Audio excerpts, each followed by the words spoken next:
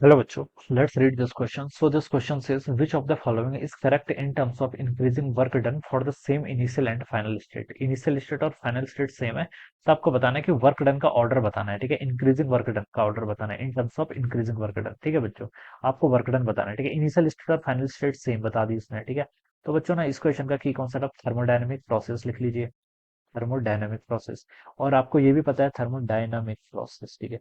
और आपको बच्चों ये भी पता है क्या, वर्क डन किसके इक्वल होता है, पीवी कर्व के एरिया के इक्वल होता है ना। तो बच्चों देखिए, ऑप्शन देख के ही पता चल जाना चाहिए आपको। वर्क डन निकालना है, इनिशियल फाइनल स्टेट सेम बोल दिया है।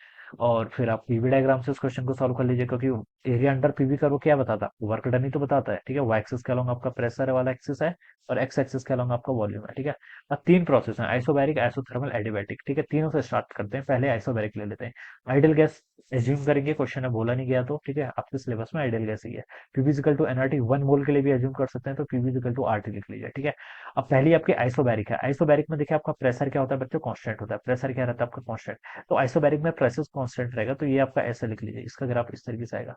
ये देखिए प्रेशर कांस्टेंट है ना, वॉल्यूम कुछ भी हो, प्रेशर तो कांस्टेंट ही रहेगा। तो ये जो रिप्रेजेंट कर रहा है ये आपका आइसोबैरिक का कर्व है, ठीक है। ये आइसोबैरिक को मैंने ऐसे रिप्रेजेंट कर लिया। दूसरा आपका है आइसोथर्मल। आइसोथर्मल में देखिए PV to R T, temperature constant रहेगा, ये टर्म कांस्टेंट, ठीक है। आर ऑलरेडी कांस्टेंट, ये टर्म भी कांस्टेंट, तो pressure is inversely proportional to volume. या फिर ऐसे लिख लीजिए, पीवी क्या हो जाएगा आपका कांस्टेंट। ये बच्चों क्या रिप्रेजेंट कर रहा है, पीवी अगर कांस्टेंट होता है तो ये आपका एक क्या बताया, रेक्टेंगुलर हाइपरबोला का ग्राफ है। किसका, रेक्टेंगुलर हाइपरबोला। इसका ग्राफ इस तरीके से आएगा, ठीक है। देखिए अगर एक टर्म बढ़ेगी तो दूसरा घटेगा। कांस्टेंट का मतलब क्या होता है, एक बढ़ा तो दूसरा घटा। तो इसका ग्राफ कुछ इस तरीके से आएगा, this it's graph will look like this, okay. तो ये जो ग्राफ होता है बच्चों, ये किसका हो गया आपका, आइसोथर्मल का, ठीक है। आइसोथर्मल का एक क्या हो गया आपका, ग्राफ हो गया, ठीक है। अब क्वेश्चन में देखिए उसने एक चीज और बोल रखी थी, सेम इनिशियल और फाइनल स्टेट, मतलब यहाँ से स्टार्ट हो रहा है, ठीक है। यहाँ से स्टार्ट हो रहा है और फाइनली वॉल्यूम ये आपके यहाँ पर ऐसे मैंने मान लिया, ठीक है। ये इस तरीके से हो गया। आपके बोल रखा है देखिए, in terms of increasing work done बताना, ये तो आइसोथर्मल का हो गया। थर्ड क्या बोल रखा है, थर्ड आपका एडियाबैटिक का है। थर्ड किसका आपका, एडियाबैटिक का। एडियाबैटिक इक्वेशन को क्या लिखा जाता है, PV gamma is equal to constant, और गामा क्या होता है आपका, ऑलवेज ग्रेटर देन 1 ही होगा, ठीक है। तो पीवी गामा हो जाता है, ठीक है। तो इसका देखिए अगर हम ग्राफ प्लॉट करेंगे तो बच्चों ये भी आपका एक हाइपरबोला ही है, ये क्या आपका हाइपरबोला। अगर देखिए देखिए इसमें ना हम डिफरेंट डिफरेंट चीजें बता सकते हैं। अगर मैं यहाँ पर गामा की वैल्यू 0 पुट कर देता हूँ, ठीक है, तब ये कितना हो जाएगा, वी की पावर 0 1, तो आपका आइसोबैरिक बन जाएगा, ठीक है। क्योंकि गामा की वैल्यू अगर मैं 0 पुट कर दूं तो इसका मतलब क्या है, प्रेशर कांस्टेंट। तो ये क्या बन गया बच्चों आपका, ये एक पॉलीट्रॉपिक इक्वेशन होती है, क्या होती है, पॉलीट्रॉपिक इक्वेशन भी बोलते हैं इसको, ठीक है।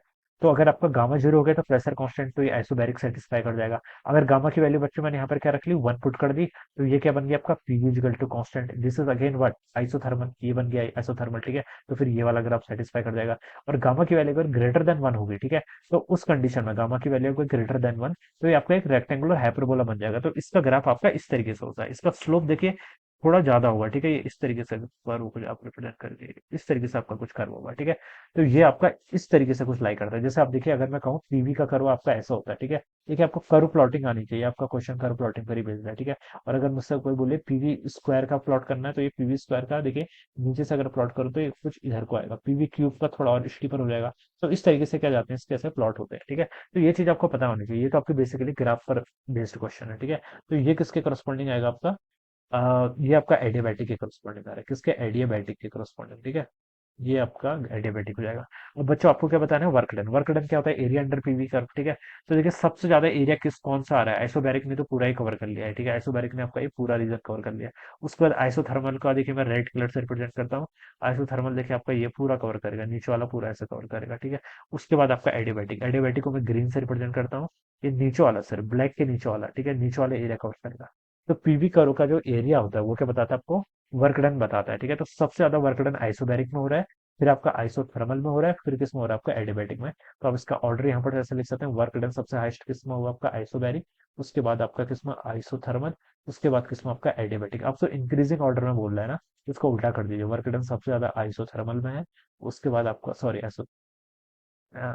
आइसोबैरिक है जो, ठीक है, आइसोबैरिक है, ठीक है। ये आइसोबैरिक सबसे ज्यादा आपका आइसोबैरिक में हो रहा है। उसके बाद किसमें हो रहा है आपका, आइसोथर्मल, ठीक है। आइसो का मतलब कांस्टेंट होता है, ठीक है। यहाँ पर आइसोबैरिक मतलब प्रेशर कांस्टेंट, बार मतलब प्रेशर की यूनिट होती है ना। और आइसोथर्मल, थर्मल मतलब टेम्परेचर कांस्टेंट, और लास्ट में आपका वर्क डन एडियाबैटिक हो जाएगा, ठीक है। ये हो जाएगा आपका। तो उसको देखिए ऑप्शन से मैच करें तो ये आपका फर्स्ट ऑप्शन से मैच कर रहा है, फिर हाँ फर्स्ट ऑप्शन। तो ए ऑप्शन क्या होगा इसका आंसर, राइट आंसर, ठीक है। So this is how we will solve this problem. So I hope you all understood this concept. All the best and thank you so much.